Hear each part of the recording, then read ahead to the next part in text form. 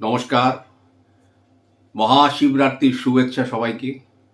খুব ভালোভাবে নিষ্ঠা ভরে আজকে ভগবান শিব শঙ্করকে স্মরণ করুন। বাকি ৩৬৪ দিন যাতে সুখে স্বাচ্ছন্দ্যে পরম আত্মনির্ভরতায় আপনারা কাটাতে পারেন। আজকের দিনটাতে আপনি উপবাস থাকবেন বা স্বল্প উপবাস থাকবেন সেটা সম্পূর্ণ আপনার নিজস্ব ব্যাপার। দুটোতেই একই ফল লাভ। একটা অদ্ভুত জিনিস আজ শেয়ার করতে যাচ্ছি, যদি সম্ভব হয় এটা আজকে করবেন। শিবরাত্রির যে ৪ প্রহর, সেই ৪ প্রহর ৬টা ৪০ থেকে যেটা শুরু হচ্ছে, ৬টা ৪০ থেকে ৯টা ৪০, ৯টা ৪০ থেকে ১২টা ৪০, ১২টা ৪০ থেকে ৩টে ৪০, এই যে প্রহরগুলো, এই প্রহরগুলোর মধ্যে চেষ্টা করবেন প্রতিটা প্রহরে যে যে জিনিসগুলো অর্পণ করার বিধি সেগুলোকে যথাযথ নিয়মে প্রয়োগ করবেন। এবং বাড়িতে যদি শিবলিঙ্গ থাকে, অতি অবশ্যই বাড়ির শিবলিঙ্গকে আপনারা দুধ, গঙ্গাজল, বেলপাতা, আকন্দ, ধুতরা ফুল, বেল, একটি কুল, এইসব দিয়ে, তারপর একটা কলকে, গাজা, যেগুলো আমাদের শিবরাত্রির ভিডিওতে বর্ণনা করা হয়েছে, এগুলো অতি অবশ্যই করবেন।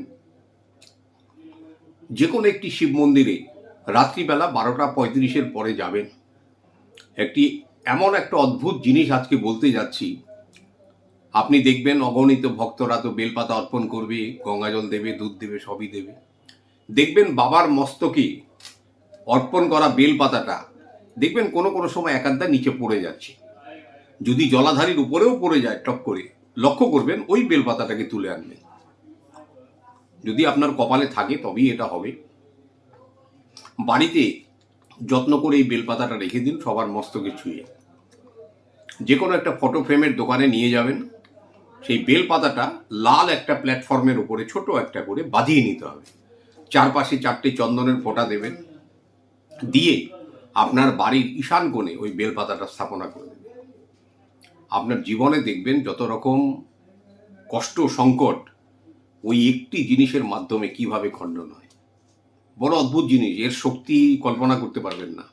যে কোনো শুভ কাজে যাওয়ার আগে ওই বেলপাতাটাকে দর্শন করে গেলে আপনার ওই কাজ পূর্ণ হবে, এটা লিখে রাখুন।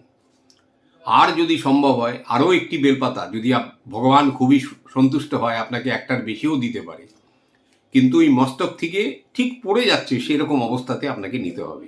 ওই তুলে নিয়ে এসে করলাম ওটাতে খুব একটা কিছু হবে না। আপনি অপেক্ষা করবেন পেছনে হাত জোর করে, বাবা ঠিক দেখবেন সময় মতো টুক করে একটা ফেলবে।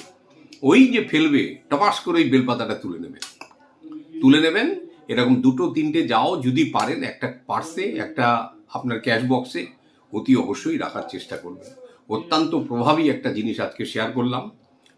শিবরাত্রি এমনই একটা দিন, এই দিনে ভক্তের মনোবাঞ্ছা পূর্ণ করার জন্য ভোলেনাথ স্বয়ং কিন্তু আমাদের মধ্যে অবস্থান করে। এবং যার জন্য শিবরাত্রিতে রাত্রি জাগরণের নিয়ম, কিন্তু অনেকেই পারেন না। কোনো অসুবিধা নেই, আপনি শ্রদ্ধা ভরে ভগবানকে জানাবেন আপনার এইটুকুই সামর্থ্য। ভগবান কোনোদিনও বলেনি তোমার কষ্টের ঊর্ধ্বে গিয়ে তুমি তাকে স্মরণ করো। আপনার দরজার পাশে একটি প্রদীপ জ্বালাবেন, প্রদীপটা একটু বড় সাইজের রাখবেন, যদি সম্ভব হয় সারা রাত্রি ওটা জ্বলবে। এমনভাবে তেল দিয়ে রাখবেন অন্তত সারা রাত্রি, অন্তত রাত 3টে 40 মিনিট পর্যন্ত যেন জ্বলে। পরের দিন 9টা 23 পর্যন্ত আনুমানিক চতুর্দশী তিথি থাকবে। তারপরে শিবলিঙ্গকে আবার পরিষ্কার করে পরিচ্ছন্ন করে আবার গঙ্গাজল দিয়ে পরবর্তী দিনের কাজ শুরু করবে। নমস্কার, সবাই ভালো থাকবেন। ওম নমঃ শিবায়।